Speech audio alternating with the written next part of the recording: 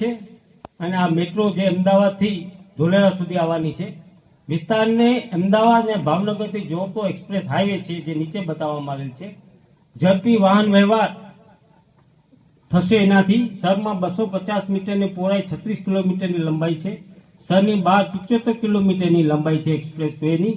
Metro માટે express way હાઈવેમાં 50 મીટરની જગ્યાનો સમાવેશ છે. આ 100 મીટરનો જે રોડ કરવાનો છે એને બંને બાજુ 50 મીટર જે એક મૂકવામાં આવેલ છે એમાં મેટ્રો આવવાની છે. બાકીના 50 મીટરમાં 30 મીટર છે એ સર્વિસ રોડ રહેશે અને 20 મીટર યુટિલિટી કોરિડોર, જુદી જુદી સેવાઓ જે ગટર, પાણી વગેરે આપવાની છે એની અંડરગ્રાઉન્ડ પાઇપલાઇન, ટેલિકોમ્યુનિકેશન, આઈસીટી બધું અહીંથી પસાર થશે. એવી રીતે સામેની સાઈડ પર એ 50 મીટરનું માટે 20 મીટર યુટિલિટી કોરિડોર અને 30 મીટર સર્વિસ રોડ મૂકવામાં આવેલ છે. ધોલેરા ખાસ મૂડીરોકાણ પ્રદેશમાં સામૂહિક પરિવહનના માધ્યમો શું? તો આપણા વિસ્તારમાં LRTનું, લાઇટ રેલ ટ્રાન્ઝિટ સિસ્ટમનું આપણે આયોજન કરેલ છે. ધોલેરાથી ભીમનાથ રેલવે રહેશે, રેલવે લાઇન આવશે અને ટ્રામ સિસ્ટમ જે ધોલેરા વિસ્તારમાં રહેવાની છે એમાં 3 ભૂરી લાઇન, લીલી લાઇન અને પીળી લાઇન એ રીતે આમાં દર્શાવવામાં આવેલ છે. એમાં ભૂરી લાઇન 20 કિલોમીટરમાં 22 સ્ટેશન રહેશે, લીલી લાઇન 43 કિલોમીટરની લંબાઈ રહેશે, એમાં 47 સ્ટેશન રહેશે, પીળી લાઇનમાં 32 કિલોમીટરની લંબાઈમાં 36 સ્ટેશન રહેશે. કુલ 95 કિલોમીટર એમાં 105 સ્ટેશન આપણા ધોલેરા વિસ્તારમાં રહેશે. એટલે ઝડપથી ગમે ત્યાં પહોંચી શકીએ એવી રીતે આયોજન કરવામાં આવેલ છે અને 2 સ્ટેશન વચ્ચેનું અંતર 900 મીટરનું રાખવામાં આવેલ છે.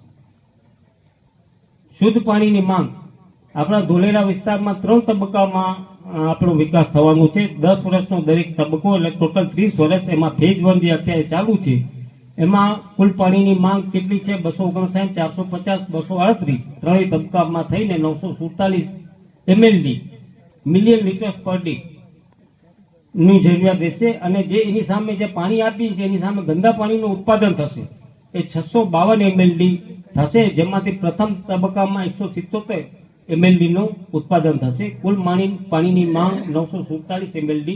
અને પાણી ક્યાંથી આવશે? તો પરિયોજના કનેવાલ, પરિયેજ અને કનેવાલ જળાશયોમાંથી આપણે પાઇપલાઇન નાખીને લાવવાના છીએ.